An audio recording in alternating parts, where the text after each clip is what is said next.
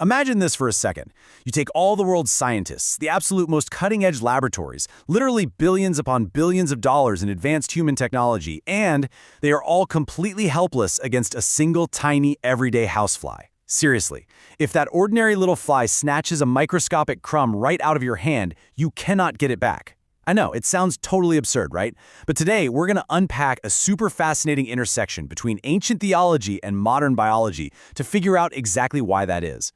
We're starting with this truly awe-inspiring 1,400-year-old challenge from the Quran, specifically chapter 22, verse 73. It says, "And if the flies should snatch away anything from them, they could not retrieve it." Now, remember, this isn't some statement out of a 21st century entomology journal.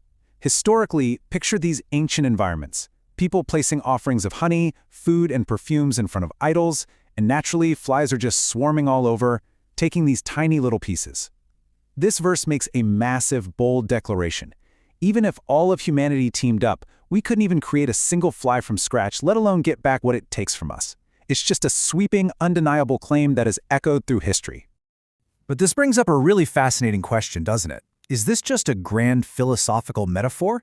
Or is there an actual, literal biological reality hiding inside this ancient text? Because for centuries, people read this and completely understood the metaphor.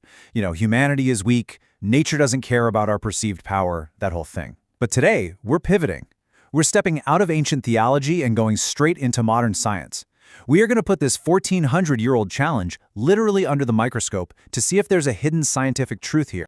Let's get right into part 1, the microscopic mystery, descending into biology. Now, what's really interesting about this is that when we leave our human scale behind and zoom way, way in, we find something wild. A common housefly actually doesn't have teeth, according to sources like the Encyclopedia Britannica and the University of Florida's Entomology department. A fly can't bite, and it definitely cannot chew solid food the way you or I do. Instead, it relies 100% on its proboscis. Think of it as this specialized kind of alien-looking, elongated tubular mouthpart. And because it only has this little tube, it's strictly limited to a liquid diet. So how on earth does it handle a solid crumb of food? That takes us directly into part 2, Anatomy of External Digestion, the Molecular Reveal.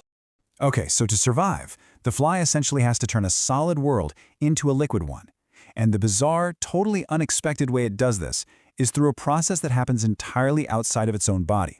First, it lands on its target. Let's say it's a solid piece of food or a drop of nectar.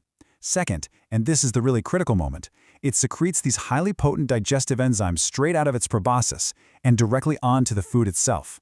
Third, those enzymes just go to work instantly on contact, aggressively breaking down the solid matter and literally dissolving the food into a liquid puddle. And finally, step 4, the fly just vacuums up that liquid through its tubular mouthpart.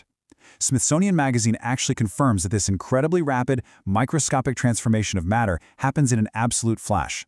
So the crucial point here is that the chemical structure is forever changed. When the fly secretes those enzymes, it's not just holding your food in a tiny pouch to snack on later, it is fundamentally destroying the original matter at a molecular level. That crumb doesn't even exist as food anymore. It's been chemically converted into a totally different, pre-digested biological soup. It has officially crossed a biological point of no return. Which brings us to a stark, completely unyielding number: 0. There is exactly 0 human technology, no matter how advanced, and absolutely 0 laboratories in the entire world that can take that digested, chemically altered liquid, extract it from the fly, and reconstruct it back into its original solid form. No way. You simply cannot undigest it. You cannot reverse that chemical breakdown.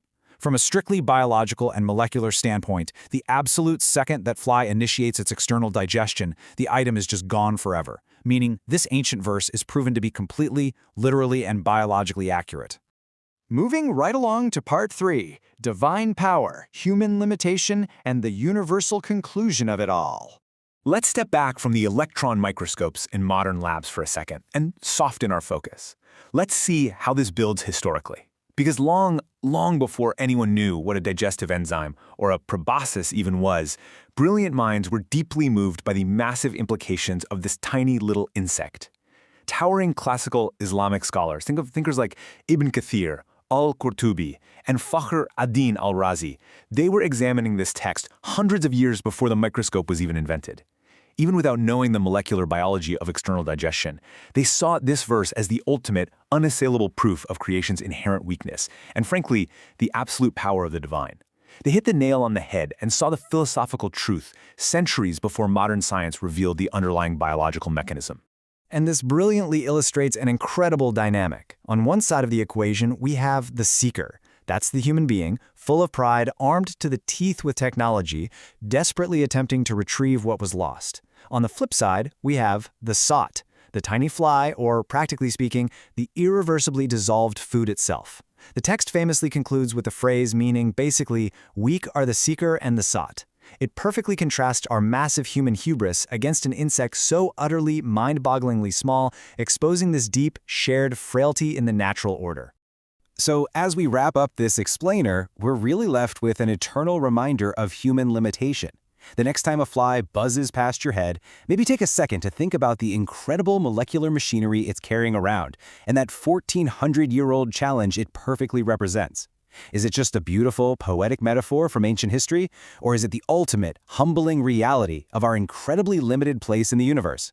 Well, I'm going to let you think about that one. Keep questioning, keep exploring the world around you, and we'll catch you next time.